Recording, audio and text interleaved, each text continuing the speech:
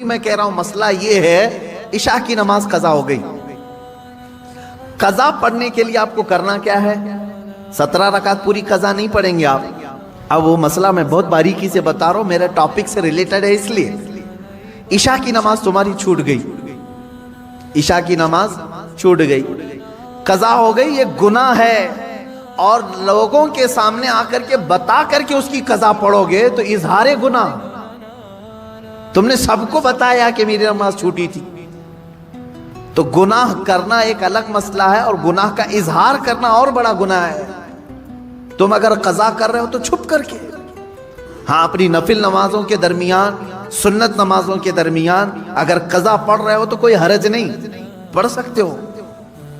اب یہاں مسئلہ ایسا ہے کہ ہم سب ایک ہی حمام میں ہیں، یعنی سب کی قضا ہے، اس کی بھی، اس کی بھی، اس کی بھی، اس کی بھی، سب ایک دوسرے کو دیکھ رہے ہیں، اس لیے مسئلہ خراب نہیں۔ بزرگان دین پہلے اس پر بہت تنبیہ کرتے تھے، اگر کوئی ایک بندہ قضا نمازیں سب کو دکھا کے پڑھ رہا ہے تو سارے لوگ اسے گرفتار کر لیتے، پکڑتے ہیں کہ تو ایک گناہ کیا اور سب کو آ کر مسجد میں بتا رہا ہے۔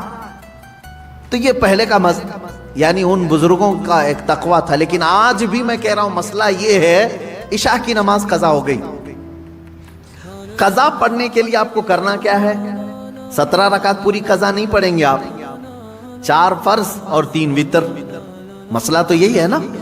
کل کی عشاء کی نماز اگر کسی کی چھوٹی، فار ایگزامپل اللہ نہ کرے، آج وہ قضا کرنے کے لیے کھڑا ہے تو کیا کیا نمازیں قضا کرے گا؟ 4 رکعت فرض عشاء کی اور 3 رکعت واجب۔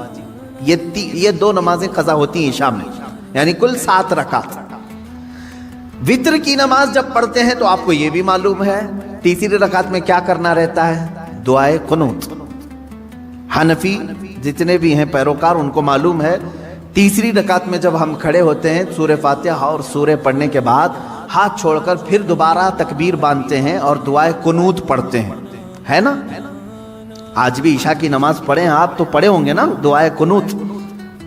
3 واجب الوتر کی جو نماز ہے اس کی آخری رکعت میں دعائے قنوت پڑھا جاتا ہے۔ لیکن جب قضا نماز پڑھ رہے ہیں آپ، کل کی عشاء کی قضا پڑھنے آئے، 4 رکعت فرض پڑھ لیا، کسی کو نہیں معلوم، قضا پڑھ لیا آپ نے سنت کی جگہ، 3 رکعت وتر پڑھ رہے تھے۔ حکم یہ ہے کہ دعائے قنوت کے لیے ہاتھ نہ اٹھاؤ، ورنہ دیکھنے والا سمجھ جائے گا کہ یہ ابھی کی نہیں کوئی دوسری پڑھ رہا ہے۔ ہاں عشاء میں تو ہو سکتا ہے نہ سمجھے، کیونکہ عشاء میں کرنٹ نماز بھی ایک، اسی وقت کی بھی ایک وتر ہے۔ ظہر کے وقت اگر کوئی عشاء کی قضا کر رہا تھا تو ظاہر سی بات ہے تیسری رکعت میں جب وہ کھڑا ہو کر کے ہاتھ اٹھائے گا تو جو دیکھے گا وہ سمجھ جائے گا کہ یہ وتر ظہر میں کیوں پڑھ رہا ہے، وتر ظہر میں کیوں پڑھ رہا ہے۔ تو گویا کہ تم نے سب کو اپنے گناہ کا گواہ بنایا، کل کی تمہاری کچھ چھوٹی تھی وہ آج آ کے پڑھ رہے ہو۔ گناہ کا گواہ نہ بناؤ کسی کو، اظہار گناہ یہ اور بڑا گناہ ہے۔ یہ مسئلہ آپ نے سمجھ لیا ہوگا۔ اب اندازہ کرو، ایک چھوٹی ہوئی نماز کو بندہ جب ادا کرنے آ رہا ہے تب شریعت نے اتنا حکم دیا ہے کہ چھپ کر کے کرو۔ ان لوگوں کا کیا انجام ہوگا جو فحش کلامی علل اعلان کرتے ہیں، رات کو زنا ہو گیا ہے فلاں کے ساتھ، فلاں ہو گیا ہے، اس کو مزے لے کر کے بیان کرتے ہیں، ان کا کیا انجام ہوگا۔ میاں یہاں نماز کی قضا کے لیے بھی شریعت نے کہا ہے کہ اس طرح پڑھو کہ لوگوں کو خبر نہ ہو، اور لوگوں کی جو برائیاں بیان کرتا ہے کٹوں پہ بیٹھ کر کے، اس کا کیا انجام ہے۔ میں کہہ رہا ہوں مسئلہ یہ ہے، عشاء کی نماز قضا ہو گئی۔ قضا پڑھنے کے لیے آپ کو کرنا کیا ہے؟ 17 رکعت پوری قضا نہیں پڑھیں گے آپ۔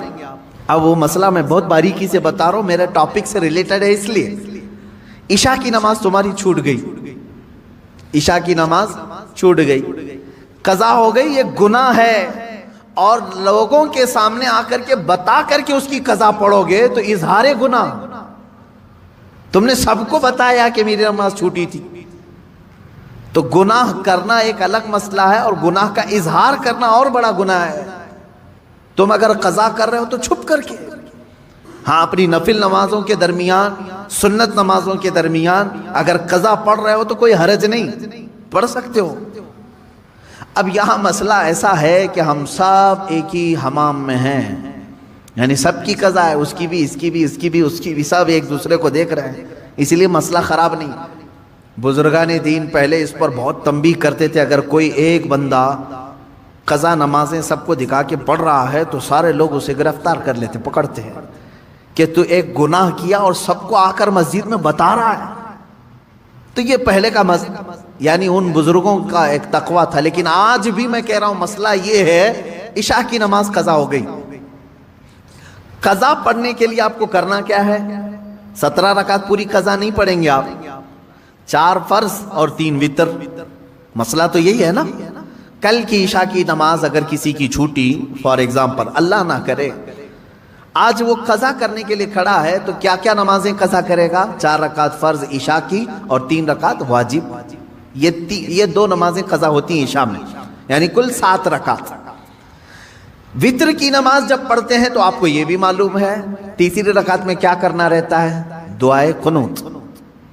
حنفی جتنے بھی ہیں پیروکار ان کو معلوم ہے تیسری رکعت میں جب ہم کھڑے ہوتے ہیں سورہ فاتحہ اور سورہ پڑھنے کے بعد ہاتھ چھوڑ کر پھر دوبارہ تکبیر باندھتے ہیں اور دعائے قنوت پڑھتے ہیں، ہے نا؟ آج بھی عشاء کی نماز پڑھیں آپ تو پڑھے ہوں گے نا دعائے قنوت۔ 3 واجب الوتر کی جو نماز ہے اس کی آخری رکعت میں دعائے قنوت پڑھا جاتا ہے۔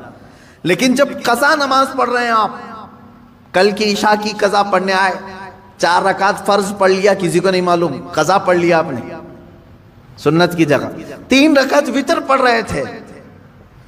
حکم یہ ہے کہ دعائے قنوت کے لیے ہاتھ نہ اٹھاؤ، ورنہ دیکھنے والا سمجھ جائے گا کہ یہ ابھی کی نہیں کوئی دوسری پڑھ رہا ہے۔ ہاں عشاء میں تو ہو سکتا ہے نہ سمجھے، کیونکہ عشاء میں کرنٹ نماز بھی ایک، اسی وقت کی بھی ایک وتر ہے۔ ظہر کے وقت اگر کوئی عشاء کی قضا کر رہا تھا تو ظاہر سی بات ہے تیسری رکعت میں جب وہ کھڑا ہو کر کے ہاتھ اٹھائے گا تو جو دیکھے گا وہ سمجھ جائے گا کہ یہ وتر ظہر میں کیوں پڑھ رہا ہے، وتر ظہر میں کیوں پڑھ رہا ہے۔ تو گویا کہ تم نے سب کو اپنے گناہ کا گواہ بنایا، کل کی تمہاری کچھ چھوٹی تھی وہ آج آ کر پڑھ رہے ہو۔ گناہ کا گواہ نہ بناؤ کسی کو، اظہار گناہ یہ اور بڑا گناہ ہے۔ یہ مسئلہ آپ نے سمجھ لیا ہوگا۔ اب اندازہ کرو ایک چھوٹی ہوئی نماز کو بندہ جب ادا کرنے آ رہا ہے تب شریعت نے اتنا حکم دیا ہے کہ چھپ کر کے کرو۔ ان لوگوں کا کیا انجام ہوگا جو فحش کلامی علل اعلان کرتے ہیں، رات کو زنا ہو گیا ہے فلاں کے ساتھ، فلاں ہو گیا ہے، اس کو مزے لے کر کے بیان کرتے ہیں، ان کا کیا انجام ہوگا۔ میاں یہاں نماز کی قضا کے لیے بھی شریعت نے کہا ہے کہ اس طرح پڑھو کہ لوگوں کو خبر نہ ہو، اور لوگوں کی جو برائیاں بیان کرتا ہے کٹوں پہ بیٹھ کر کے، اس کا کیا انجام ہے۔